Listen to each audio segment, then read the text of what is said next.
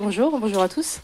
Je suis Géraldine Boucher-Blancou, je suis architecte. Je mène une thèse de doctorat à l'Université de Strasbourg au laboratoire AMUP, qui est un laboratoire de recherche en urbanisme et architecture qui concerne toutes les questions de morphologie urbaine relatives en général aux transformations de la ville et de tous les sujets qui la concernent. Donc ce n'est pas forcément un labo dédié à la densification. Et je suis une des rares d'ailleurs qui questionne ce sujet-là au sein de mon labo.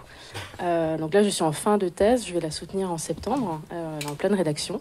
Voilà, donc j'ai à peu près fait le tour, j'ai à peu près toutes les infos que je cherchais. Et donc ma thèse questionne, le titre est là, ma thèse questionne vraiment questionne la densification par la surélévation à l'échelle urbaine, c'est-à-dire il y a un point d'interrogation à la fin du sujet. Est-ce que densifier à l'échelle urbaine par la surélévation, est-ce que c'est possible? Si oui, comment? Dans quelle mesure? Est-ce que c'est pertinent? Et donc je fais le tour, c'est un sujet interdisciplinaire, je fais le tour de la question, j'essaye en tout cas d'évoquer finalement tous les champs disciplinaires que ça concerne, après avec à la base effectivement un propos urbanistique et architectural qui est propre à ma discipline. La question que je pose au départ, c'est la question, en fait, donc le préalable de départ, c'est celui des politiques de densification verticale, politiques urbaines affichées ou non affichées, celles qui sont plus ou moins fortes, qui s'appliquent aux métropoles, au cœur de ville, et qui questionnent justement l'usage de la surélévation, des dents creuses, du foncier aérien, comme monsieur l'évoquait tout à l'heure. Je questionne du coup la notion de ville sur la ville, qui est un sujet assez récurrent en fait dans les études urbaines, et donc je m'attache vraiment à l'objet de la surélévation, donc l'ajout des tâches sur des bâtiments existants. Donc on l'a vu juste avant, la surélévation elle prend plusieurs échelles. Il y avait un micro-projet, ça c'est un maxi-projet on va dire, donc c'est une surélévation qui ajoute presque 200 logements. On peut encore continuer. Alors, il y a eu, on va dire, un certain nombre d'éléments d'avancement en termes de recherche récentes qui ont permis de se dire finalement de mesurer tous les bienfaits et les avantages de la surélévation à l'échelle du bâti. Par exemple, les études sur la capacité des surélévations à accueillir en fait, des équipements énergétiques tels que des capteurs solaires pour éventuellement, alors non seulement rendre la surélévation indépendante d'un point de vue énergétique, mais en plus diffuser le surplus d'énergie produite au bâtiment situé en dessous. Ça, c'est une étude de Velux, la marque Velux. Il y en a une autre par un groupe de recherche en Allemagne, au Solar Decathlon. On peut tourner. Donc ça, c'est un élément qui nous a fait prendre conscience des intérêts et du potentiel de la surélévation.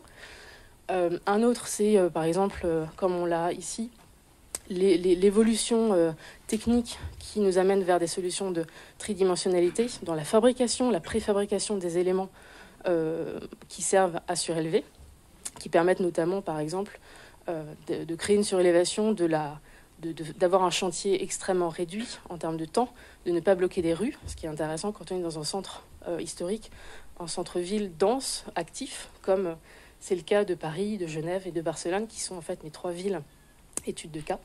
Voilà, donc ça c'est à Barcelone, il y a une agence qui s'est spécialisée sur cette question. Et alors un autre aussi point intéressant et encourageant sur la surélévation, c'est au regard du patrimoine, voilà, un certain nombre d'exemples contemporains qui ont été des réalisations positives, marquantes, bien acceptées, qui ont une qualité architecturale qui est reconnue par les professionnels, par les défenseurs du patrimoine eux-mêmes, voilà, qui vont dans le sens d'accepter finalement de plus en plus cette typologie et de se dire que à l'échelle de la ville, ça peut être intéressant. Alors, globalement, on a un certain nombre de constats justement à l'échelle du bâti que je viens de citer.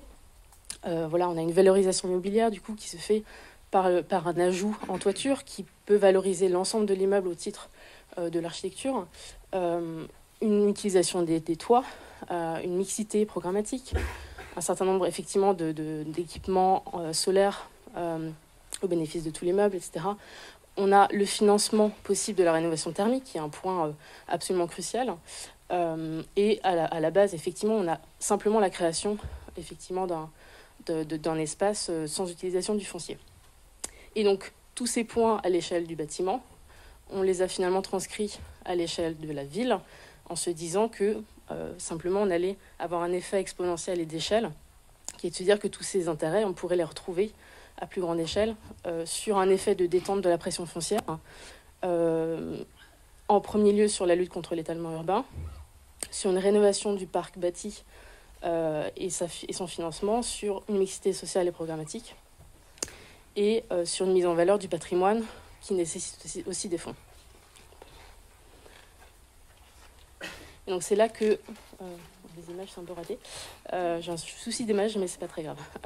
Donc c'est là que ma thèse s'intéresse finalement à l'écart qu'il y a entre l'intérêt à l'échelle du bâtiment et ce qu'on va retrouver à l'échelle urbaine. De savoir est-ce que c'est pertinent ou pas de développer une politique de densification verticale, qu'est-ce qu'on peut en attendre surtout, et qu'est-ce qu'il ne faut pas en attendre, et comment utiliser la surélévation de la meilleure manière pour l'optimiser.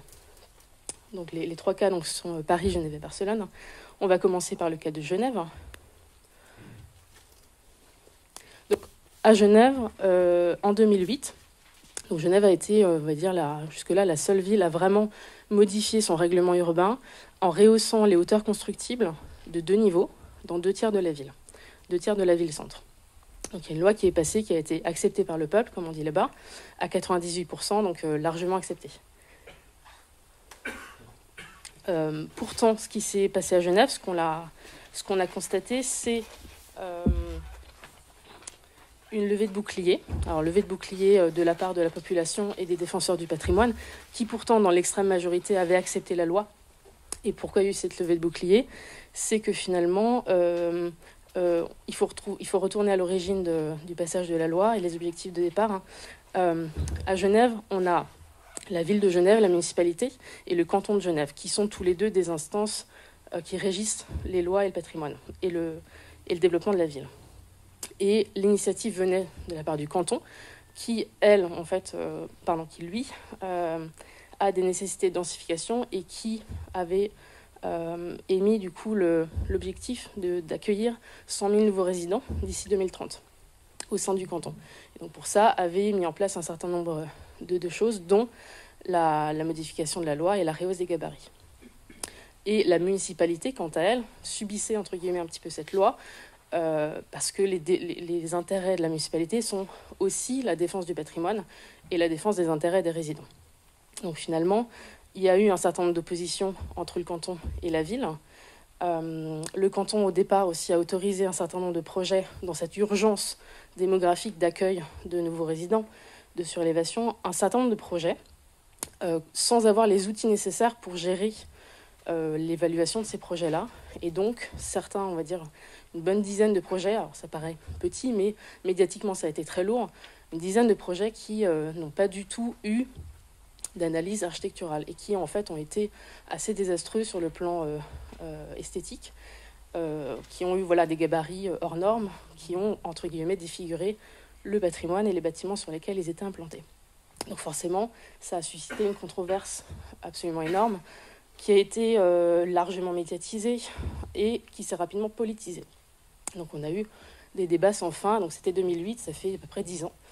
Et finalement, alors les 2 constats qu'on peut faire sur le cas de Genève, c'est qu'il y avait aussi, premièrement, une loi qui était déjà en place, qui avait pour but de limiter la spéculation foncière et immobilière. Je m'entends, c'est une loi qui en fait fixait, plafonnait les loyers ou les prix de vente des logements créés ou des logements existants. Et donc cette loi s'appliquait aussi à la surélévation.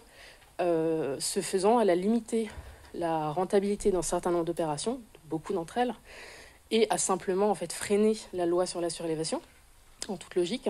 Et on se retrouve 10 ans plus tard, là on peut faire le bilan, avec une création totale de environ 450 logements, sur une loi de 10 ans qui a créé une controverse magnifique. Donc voilà, c'est un résultat en fait qui est surprenant, parce que mes recherches ont montré qu'en fait dans les 10 ans qui ont précédé la loi, il n'y a pas eu plus de réalisation que dans les 10 ans de la loi. Donc le résultat, en fait, en termes de création est plutôt nul, on va dire, très simplement, avec une controverse, avec voilà, des difficultés en termes d'acceptation par les habitants et le patrimoine. Et finalement, le canton et la ville se sont réconciliés, fort heureusement. Oh, pardon, j'avais oublié de tourner. Voilà, se sont réconciliés autour d'une méthode d'analyse des projets, enfin, qui a été mise finalement en place que 6 ans après le démarrage de la loi. Donc ça fait que quelques années, qui permet du coup depuis d'avoir une vraie analyse architecturale et urbaine sur les projets qui sont soumis, et donc une qualité qui est bien meilleure et bien plus acceptable. Mais cependant, les nombres de projets n'ont pas augmenté. On peut continuer, on va prendre le cas de... pardon, on va juste rester 2 minutes. Donc c'est quelques exemples de projets, donc ceux-ci qui ont été plutôt acceptés, sont plutôt des réalisations architecturalement qualitatives. Voilà, on va continuer sur le cas de Barcelone. Alors le cas de Barcelone, il n'y a pas eu, on va dire, de changement de réglementation urbaine. C'est une ville que j'ai choisie pour cas d'étude, pour son intérêt sur la question justement du remplissage des dents creuses, des pignons, qu'est-ce qu'on fait des pignons aveugles, est-ce qu'il faut s'aligner en hauteur, etc. Toutes ces questions que suggère la surélévation. Le contexte, donc j'ai pris le quartier de l'Eixample à Barcelone, qui est l'extension qu'a fait Cerda, de la ville ancienne, où depuis la création du plan de Cerda, qui était lui-même pensé pour être optimisé, pour être, on va dire, l'absolu de la ville dense par excellence, mais qualitative aussi en termes de vie, d'air, de lumière. Le gabarit du coup de 1857 est celui-là, avec une hauteur constructive maximum de 4 niveaux, 4 niveaux et demi, avec des cœurs d'îlots qui sont dédiés au parc. Et on a vu, en fait, au fil des décennies, à peu près tous les 10 ans, un changement de réglementation vers une densification toujours et encore plus forte, jusqu'à son apogée dans les années 60, où la spéculation immobilière était extrême et où finalement les gabarits et la densité ont été 4 à 5 fois plus fortes que ce que Cerda avait prévu au départ. Donc cette ville, en fait, cet exemple pose vraiment la question de quelle est la densité optimale aussi. Est-ce qu'elle existe, tout ce genre de questions. Alors, je suis désolée pour les images, il y a vraiment un bug. Bon, on va faire avec. Alors, à Barcelone, il y a aussi un certain nombre de sujets qui, autour de la question de la surélévation, qui sont importants à prendre en considération. C'est l'aire métropolitaine de Barcelone qui, dans les 30 dernières années, a fait doubler la superficie de la ville. C'est-à-dire qu'avant, on avait l'Eixample, le cœur historique, quelques aires autour. Et en fait, en 30 ans, ça a simplement doublé, ce qui est considérable vu l'histoire de la ville. Donc ça, c'est un problème d'étalement urbain assez, on va dire, un cas d'école, qui est essentiellement de la construction basse pavillonnaire ou de petits collectifs. On a effectivement cette problématique dans la ville, donc des règlements successifs qui ont, à un moment, après le pic des années 60, ont été en fait ont été ramenés un tout petit peu à la baisse, c'est-à-dire que maintenant les hauteurs constructibles sont un petit peu plus basses que ce qu'on avait dans les années 60. Et donc, ça, avec les changements progressifs des réglementations, ça a créé en fait un certain nombre de pignons aveugles dans la ville qui sont assez disgracieux, qui posent la question de la déperdition thermique aussi finalement de ces immeubles-là, et qui sont autant de dents creuses qui existent maintenant, mais que la loi ne permet plus de combler, parce que les gabarits sont rabaissés.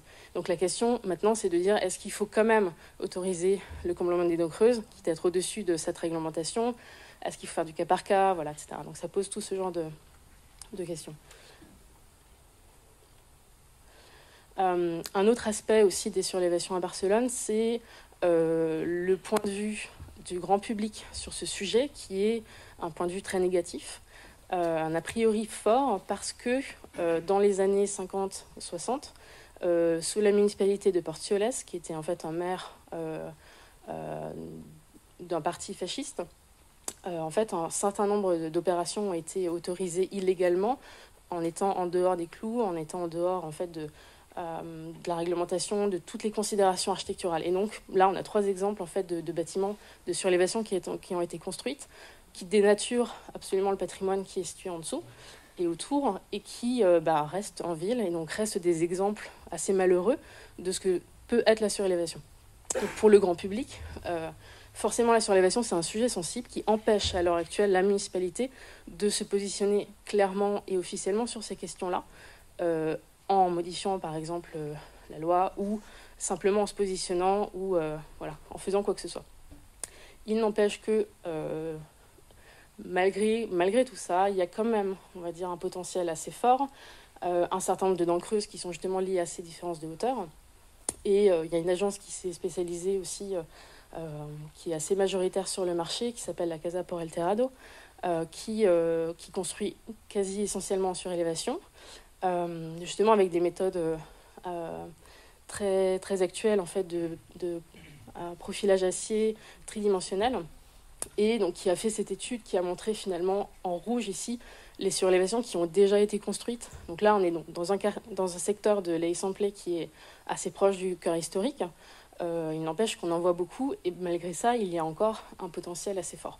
Donc le but de ces études-là, le but finalement aussi, l'objectif de cette agence, c'est de faire des surélévations contemporaines de bonne qualité architecturale, pour renverser un petit peu l'effet des années 60, et de montrer que finalement le comblement des dents creuses, selon eux, est intéressant, mais qu'il faut prendre en compte le patrimoine. On peut tourner.